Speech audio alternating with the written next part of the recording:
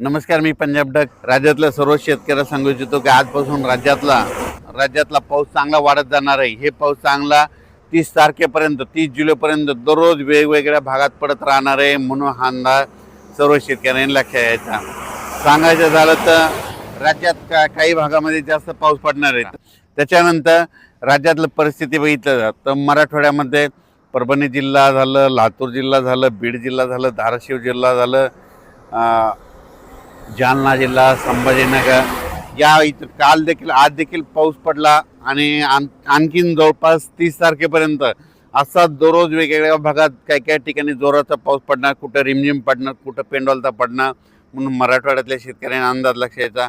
पश्चिम महाराष्ट्रात देखील काय होणार आहे, सांगली, सातारा, सोलापूर, कोल्हापूर, पुणे, त्याच्यानंतर अहिल्यानगर तिकडं देखील काय होणार आहे, हे जवळपास 30 तारखेपर्यंत 30 जुलैपर्यंत म्हणजे आज 19 ते 30 आणखीन 10-11 दिवस असा दररोज वेगवेगळ्या भागात पाऊस पडत राहणार आहे.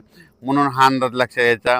त्याच्यानंतर इकडं उत्तर महाराष्ट्राकडं नंदुरबार जिल्हा झालं, धुळे जिल्हा झालं, नाशिक जिल्हा झालं, त्याच्यानंतर अहिल्यानगर, इकडं संभाजीनगर ह्या पट्ट्यामध्ये देखील काय होणार आहे की तिकडे देखील असा ते 30 जुलैपर्यंत असा दररोज वेगवेगळ्या भागात विखुरलेल्या स्वरूपाचा पाऊस पडणार आहे. म्हणून हा अंदाज लक्षात यायचा.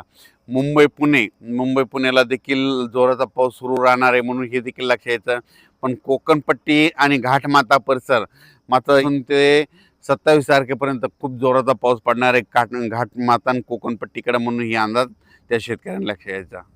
तसेच नांदेड जिल्हा, हिंगोली जिल्हा, परभणी जिल्ह्यातला काही भाग तिथं, त्याच्यानंतर धाराशिव, लातूर त्या आणि बीड जिल्ह्यात जे भाग वंचित राहिले आहे त्या ह्या 5-6 दिवसामध्ये ज्या भागात पाऊस नाही पडलेला तिथं म्हणजे पडून जाईल आणि त्या भागातील शेतकऱ्याची पेरणी होणार आहे. म्हणून हा अंदाज सर्व शेतकऱ्यांना लक्षात यायचा. सांगायचं झालं तर राज्यात जवळपास आणखीन 30 तारखेपर्यंत 30 जुलैपर्यंत दररोज वेगवेगळ्या भागात पाऊस पडत राहणार आहे. म्हणून हा अंदाज लक्षात यायचा. तसेच जळगाव, धुळे, नंदुरबार आणि नाशिक तिकडं देखील 26 तारखेच्या दरम्यान दररोज वेगवेगळ्या भागात पाऊस पडणार आहे आणि त्या शेतकऱ्यांच्या पिकाला जीवदान ठरणार आहे. म्हणून हा अंदाज सर्व शेतकऱ्यांना लक्षात यायचा.